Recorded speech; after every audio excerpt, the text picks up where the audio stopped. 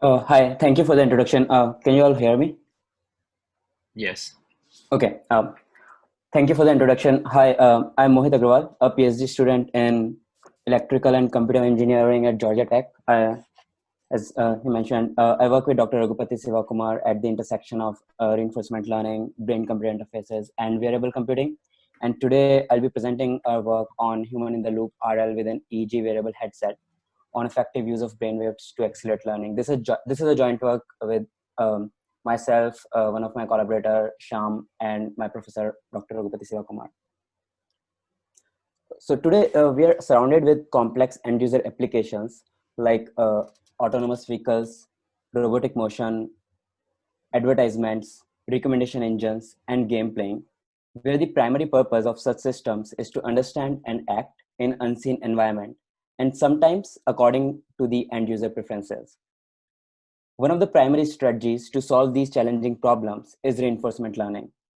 To understand the reinforcement learning, consider a very simple problem of learning to play the famous Atari game, which is in Space Invaders. In this game, the agent has to recognize the enemy to fire and score points, or steer left and right to save from the enemy bullets to score more and more points. So, in reinforcement learning, the agent interacts with the environment by taking an action A at time t, and the environment provides the next state and a scalar reward. The reinforcement learning agent learns to map the states to actions in order to maximize the cumulative reward function. This cumulative reward function in with respect to the Space Invader games is nothing but just the total score that the agent scores in the game. Training an RL algorithm or reinforcement learning algorithm for a real world task is challenging due to the high dimensional state space, which is, for example, in the Space Invaders Atari game, it's 210 cross 160 cross 3 dimensions because the width is 160, height is 210, and it's an RGB encoding for the pixels.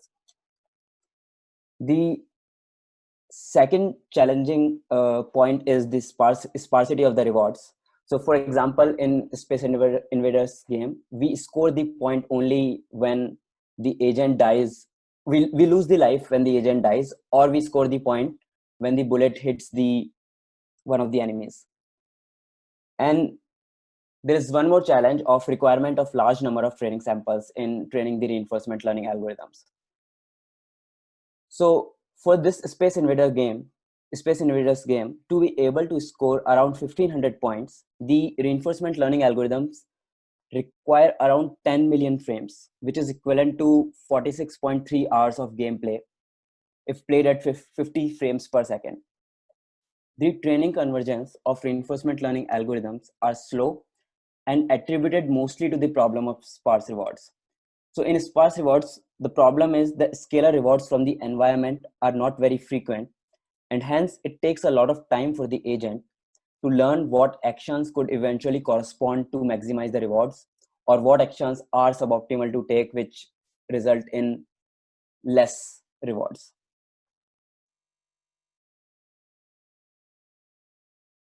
One of the strategies to tackle the problem of sparse rewards is to include a human in the training loop of reinforcement learning algorithm. So in simple terms, the human present in the loop monitors the state of the environment and the actions taken by the AI agent in the given state and provides feedback.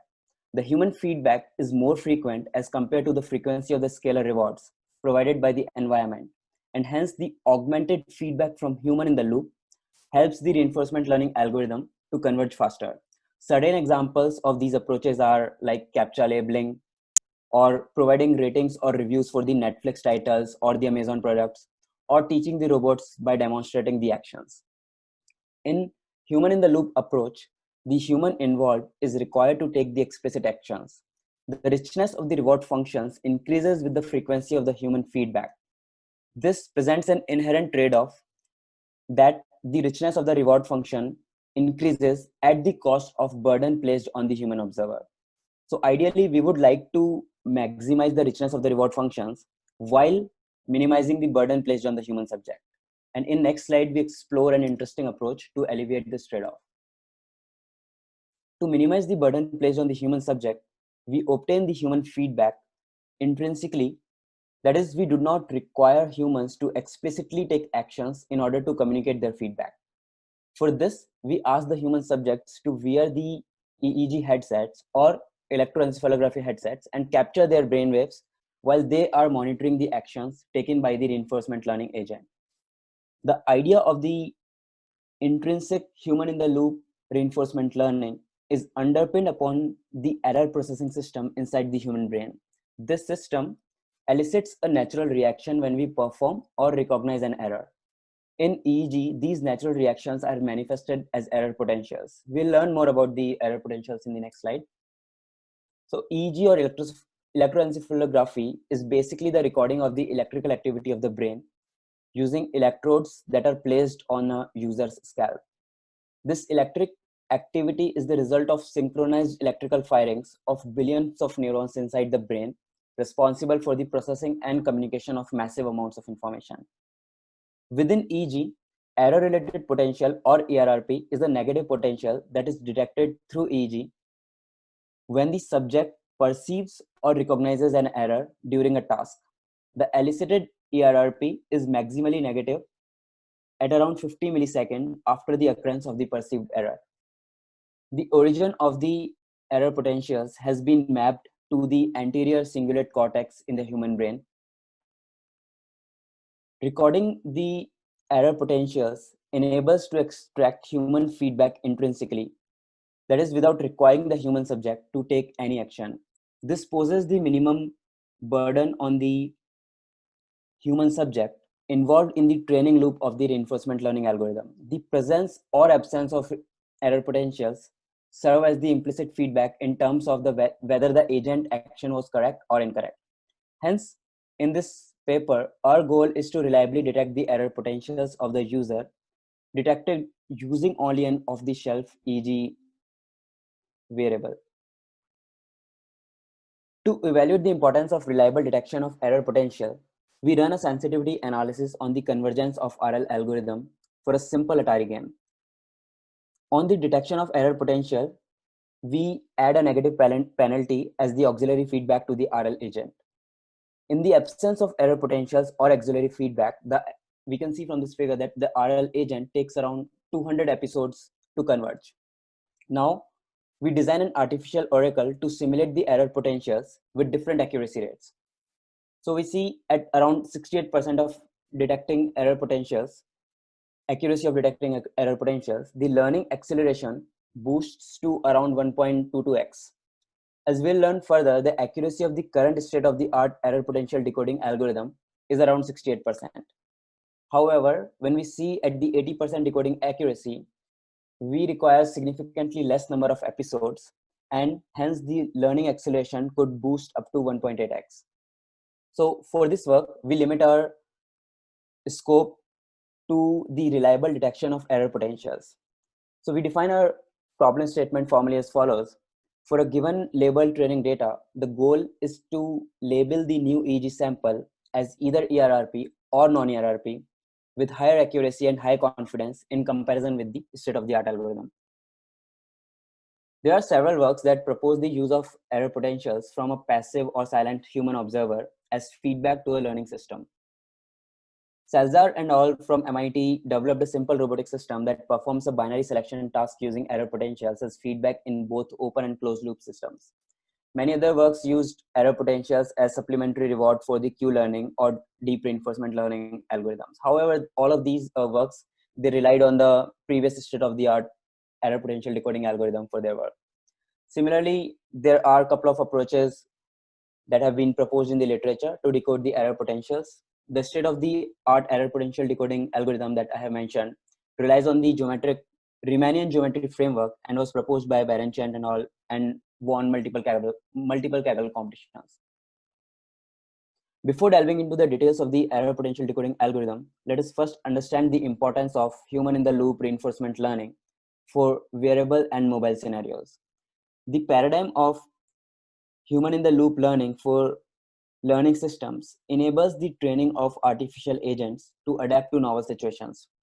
So we use computer games as a proxy for the complex environments, since they are the fertile ground for the definition, understanding, and improvement of learning algorithms in a low overhead and speedy fashion. The paradigm of human in the loop leverages information rich human knowledge as feedback for reward shaping in reinforcement learning algorithms. Since games can be deployed on mobile systems and the EEG can be captured through wearables, this presents an interesting and ubiquitous use case to continuously collect EEG based feedback through wearables and smartphones and to augment the reinforcement learning algorithms. The proliferation of consumer grade EEG headsets has made it increasingly easier to capture such implicit feedback in the form of error potentials or any other intrinsic EEG feedback. Most of the commercial EEG headsets connect to a smartphone seamlessly via Bluetooth Low Energy and operate in a completely wireless manner, both for power and communication.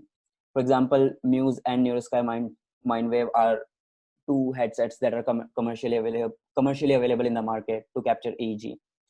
And these headsets are comfortable and aesthetically appealing to the user as well. Current smartphones are equipped with powerful processors and even GPUs, or graphical processing units, capable of performing on-device error potential detection. Reliable and persistent connectivity of mobile devices to the internet can be used for sending search labels to a central repository server in the form of a cloud, where the learning algorithms can be improved.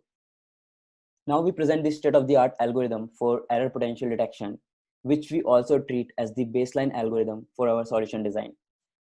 The principal idea in this approach is underpinned on the assumption that spatial distribution and power of the signal remain unaltered for a specific mental activity, which can be captured using the covariance matrix of the EEG data.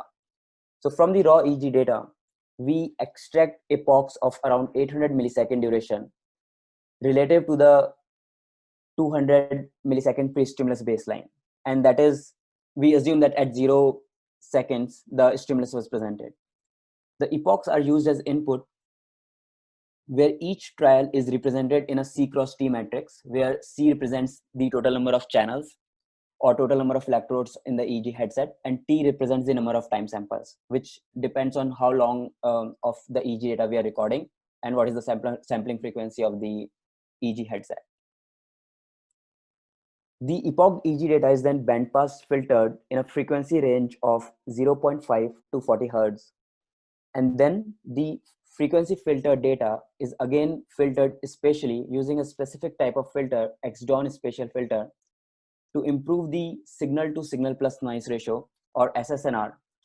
Here, filter order corresponds to the number of X-Dawn components we use to decompose the data for each event type. And here the event represents either the presence of ERRP like P plus or the absence of ERRP, which is P minus. Further, we use a covariance matrix. We compute the covariance matrix, which accounts for the spatial distribution of the signal power. So the data that we get at the end of the day after performing the step 2 is in the form of 2C plus filter order cross 2C plus filter order. Now, as the raw input signal is high dimensional, the spatially filtered signals are reduced to the few relevant channels using a backward elimination principle based on the Riemannian distance between spatial covariance matrices as the selection criteria.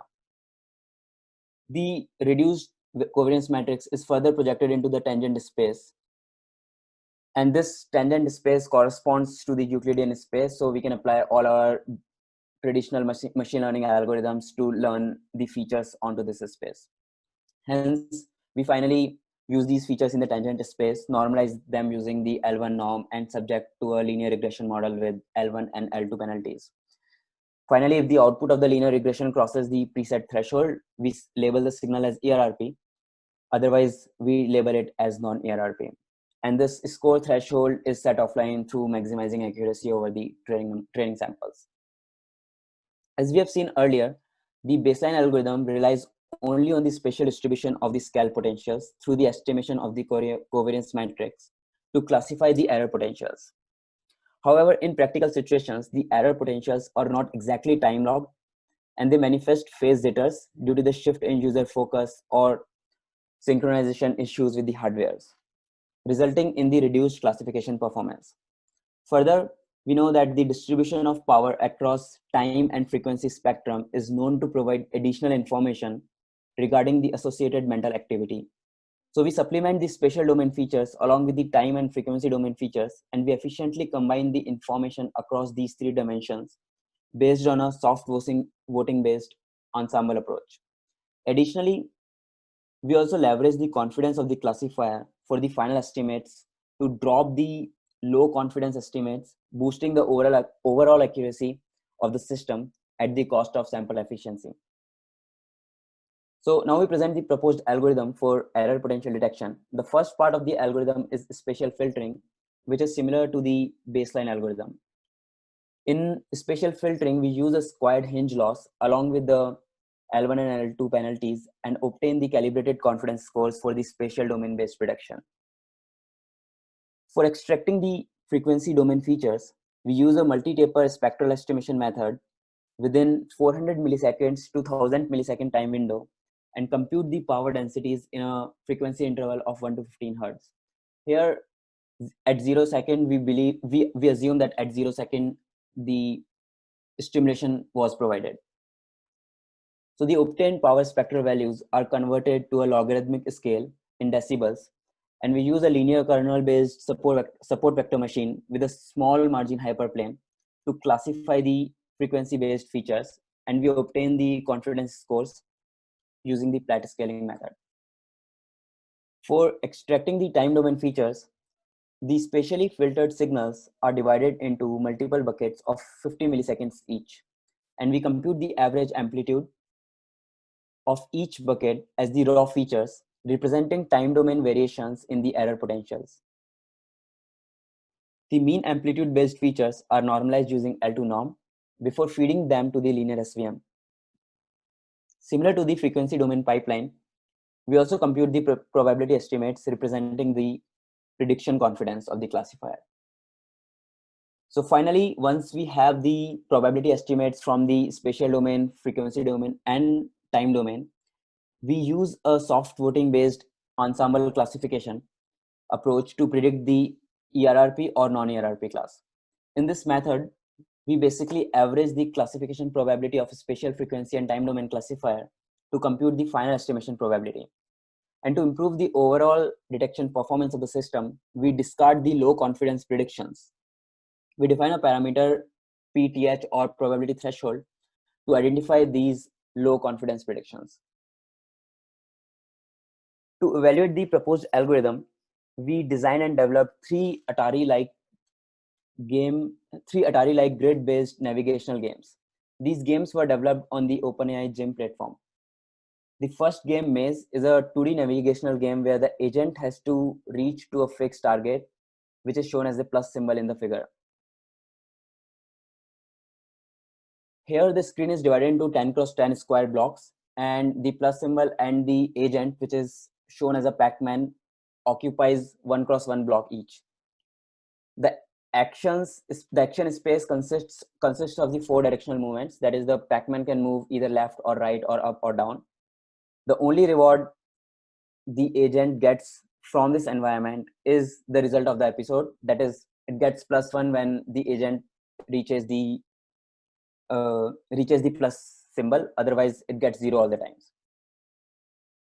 The second game we designed is also 2D game, Catch, and is very similar to the Egomania game in the Atari. It has an egg and a bucket, and at each time step, the egg falls 1 block in the vertical direction. Here also, we have divided the screen into 10 cross 10 blocks, where the bucket and the egg both occupies 1 block each. Here, the action space is different, as in terms of the bucket can move either left or right, or it can choose to stay in the same place, which corresponds to the no or no operation. The third game we have designed is a very simplistic 1D cursor target game, where the screen is divided into 20 horizontal blocks. And at the beginning of the game, the cursor appears at the center of the screen, and the target appears no more than 3 blocks away from the cursor. And when the cursor reaches the target, the game restarts. Here, the action space is only left and right directional movements, which is basically the agent can move either left or right. So for evaluation, we ask the human subjects to wear an EEG headset and silently observe a computer agent interacting with a computer game environment. The human's intrinsic reaction to the agent's behavior were sensed using a wearable EEG headset and monitored through the error potentials. We use OpenBCI Cyton platform along with BioPack Cap 100C. It had 16 channels or 16 electrodes as the wearable headset to collect and timestamp the electroencephalography data. The game environments, as we have seen earlier, are designed in OpenAI Gym, where the information regarding the current state of the game and the actions taken by the agent is transmitted over the TCP/IP port. And the software counterpart of this whole thing is OpenVibe, which continuously listens to the TCP port and also listens to the EEG headset and synchronizes both of these data streams according to their timestamps. So we perform a IRB approved study on 25 subjects, where we recruited around 12 subjects for the maze game. We recruited around 7 subjects for the catch and around 6 for the exactly 6 for the wobble. And the duration of each experiment was limited to less than 15 minutes per session, with the agent taking actions every 1500 milliseconds. Now let's look at the performance of the proposed algorithm. The proposed algorithm, without discarding any samples, that is at PTH or probability threshold is equal to 0.5, performs with an average accuracy of 73.71%, which is around 8.11% improvement over the state of the art. And when we increase this probability threshold, the accuracy increases to 77.48%, which is around 13.6% improvement. But this comes at the cost of discarding low confidence samples. Similarly, if we increase the probability threshold more, that is 0.7 to 0.7, the accuracy is further boosted to 79.51%, accounting for around 16.63% improvement as compared to the baseline algorithm. Among all these 3 games, these are the accuracy results for averaged over all 3 games. And among all 3 games, the accuracy rate of the maze game is higher, which we can see is around like 77.28% without dropping any samples, pertaining to its very simple and intuitive user interface, which corresponds to higher signal quality for the error potentials. Now we evaluate the cost of increasing accuracy by computing the number of samples dropped. So it is to be noted that the baseline algorithm and the proposed algorithm with probability threshold is 0.5, they perform with 100% sample efficiency because we are not dropping any number of samples at PTH 0.5. However, when we increase the low confidence threshold range, that is, we increase the probability threshold from 0.5 to 0.6 or to 0.7, the sample efficiency reduces. So for PTH or is equal to 0.6 or probability threshold is 0.6, the sample efficiency is above 85% for at least 75% of the users, making this algorithm practical and universal for the subjects. With probability threshold as 0.7, the classifier performs with very high accuracy, as we have seen in the previous slide. But here the sample efficiency is over 50% for more than 90% of the users. So in summary, this simply translates to the fact that 1 out of 2 error potentials can be effectively labeled with this approach. To conclude, we proposed a modified algorithm to reliably detect the error-related potentials, leveraging multiple dimensions of the EEG, namely spatial, frequency, and time domain. The proposed algorithm is capable of selective use of high confidence estimates to further improve the accuracy at the expense of sample efficiency. We also provide the system architecture consisting of a wearable EEG headset with a mobile device and a cloud server utilizing intrinsic human brain potentials to achieve acceleration in convergence time of RL algorithms. This is a very tiny piece of our large project, and we plan to extend the study of human-in-the-loop reinforcement learning for a variety of complex game environments. The cost of sample efficiency, or that is discarding the low confidence samples, and the effect of the difficulty of the games on the accuracy of error potentials are also the subjects of our future study. Thank you for listening to my talk. We have released the source code of the algorithm. Please feel free to scan the QR code for the GitHub repository link, and I'm ready to take any questions.